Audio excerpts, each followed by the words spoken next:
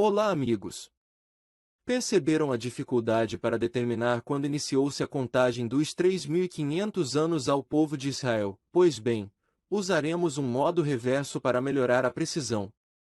Sabemos que iniciou-se num ano de jubileu, entre 1500 e 1400 a.C. Ezequiel 1, versículos 1 e 2 irá nos ajudar a descobrir os anos que foram jubileus. Acompanhe a leitura. Ezequiel 1, versículos 1 e 2, diz: E aconteceu no 30º ano, no 4º mês, no 5º dia do mês, que estando eu no meio dos cativos, junto ao rio Quebar, se abriram os céus, e eu tive visões de Deus.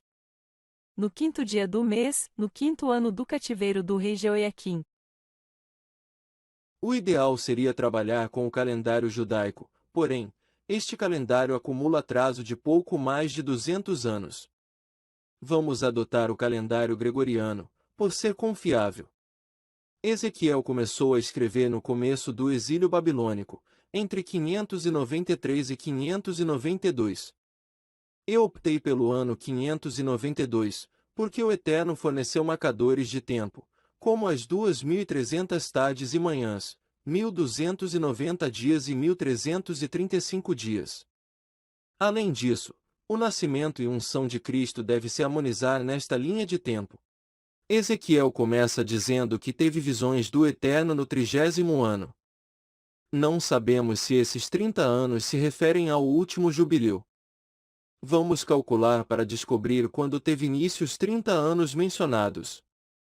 Se Ezequiel estava no ano 592 quando escreveu esta passagem, 30 anos antes, seria o ano 622 a.C. No segundo versículo do capítulo 1, Ezequiel nos dá uma outra informação preciosa.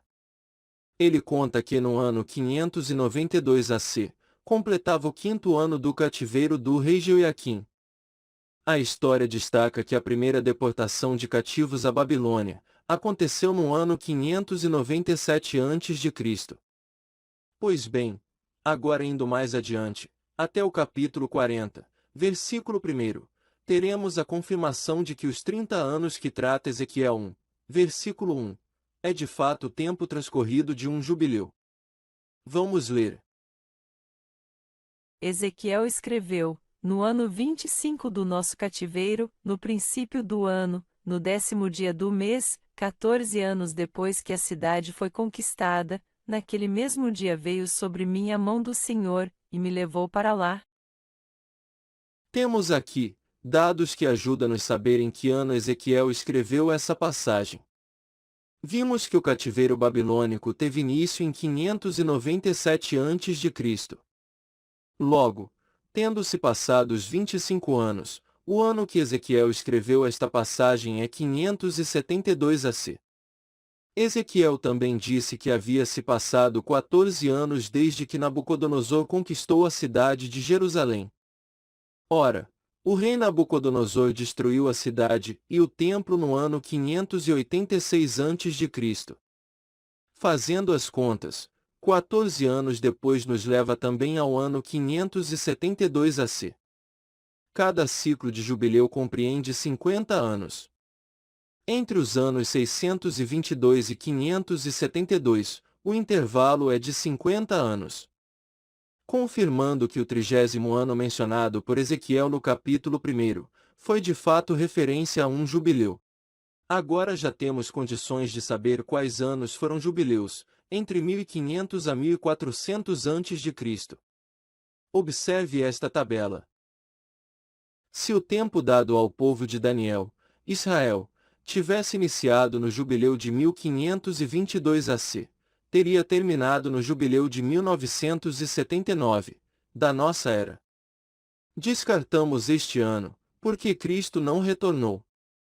Depois vem o jubileu de 1472, com previsão de terminar em 2029. Se os hebreus entraram em Canaã no ano 1422, o cumprimento se dará no ano 2079. E por último, temos o jubileu de 1372 a.C., que culminará no jubileu de 2129. Então restou apenas 3 datas. Qual deles tem potencial para ser a marcação correta? Voltando aqui ao nosso quadro, vemos que o jubileu ocorrido no ano 1472 a.C. é o mais provável. Ele projeta o fim dos 3.500 anos para o próximo jubileu, que será em 2029, ou 2030 da nossa época. Lembre-se que o jubileu deve durar um ano inteiro para se cumprir os 120 jubileus. Então, no ano seguinte inicia-se o milênio. Assim, a volta do Messias deve ocorrer após terminar o ano de jubileu. O ano atribuído a Ezequiel, quando ele escreveu o primeiro capítulo, pode estar incorreto, porque os eruditos também estão sujeitos a cometer erros. Mas a precisão que temos agora é melhor que aquele intervalo de pouco mais de 100 anos que tínhamos antes. Estamos agora no final de 2022, há algum sinal indicando algo que irá acontecer em 2029 ou 2030? A Organização das Nações Unidas e seus Estados-membros firmaram um acordo rumo ao desenvolvimento sustentável até 2030. Chamada de Agenda 2030 da ONU, o projeto foi aprovado em uma cúpula internacional realizada entre 25 e 27 de setembro de 2015.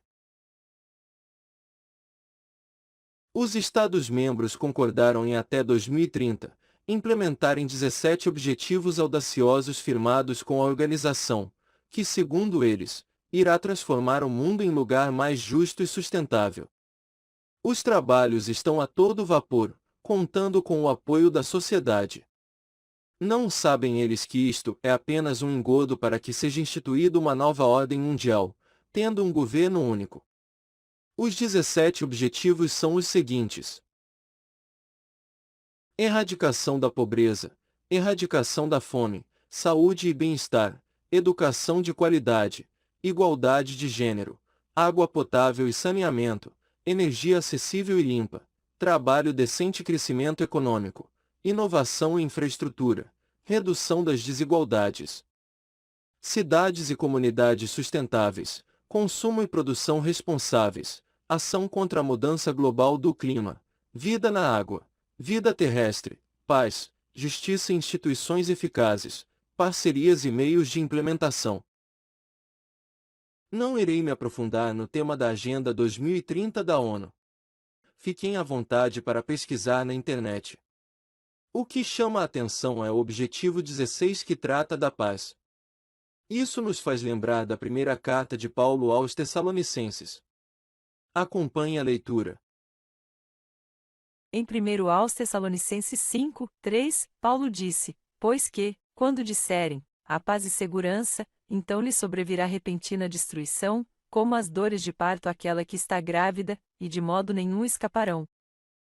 Até o final de 2030, as nações deverão ter implementado os 17 Objetivos da ONU. E a partir de 2031, estarão sujeitas a uma nova ordem mundial. E assim, concluímos esse estudo do versículo 24 de Daniel 9. Usamos o calendário gregoriano, porque o calendário judaico contém atrasos que ultrapassam 200 anos. E como os judeus comemoram o Ano Novo entre setembro e outubro, a previsão do próximo jubileu está compreendida entre 2029 e 2030. Obrigado por sua atenção.